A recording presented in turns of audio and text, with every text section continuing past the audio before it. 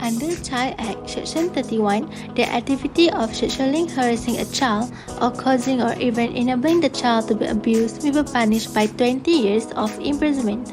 Otherwise, those who did this activity have to pay fine maximum 50,000 of both punishment. Meanwhile, sexually communicating with a child is offense too. The punishment that occurs is maximum of 3 years imprisonment under Section 11 of Sexual Offence Against Children Act. In addition, child grooming can also be defined under sexual harassment. Child grooming is an activity which a rapist eventually earns the interest of individual with the intention of sexually abusing children. This case is discussed under Section 12 of Sexual Offence Against Children Act with maximum of 5 years imprisonment and whipping.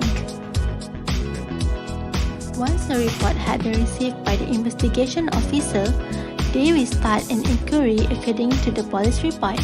Victims and witnesses are interviewed by the investigation officer in order to state an initial statement at the police station.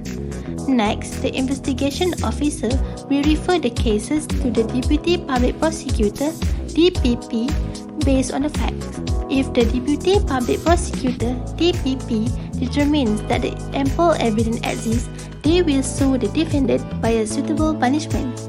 The accusation will be read and mentioned to the judge, while the defendant will plead either is guilty or not. If the defendant declares to be guilty, the matter will exactly be referred to a judge for sentencing.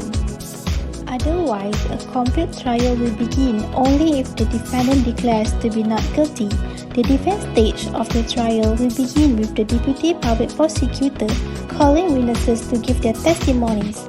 The witness will also be cross-examined by the defense lawyer. If the judge determines that the testimony is sufficient to prove that the perpetrator committed the offence, the defense lawyer will begin their case. The court will then determine either the perpetrator is guilty or not.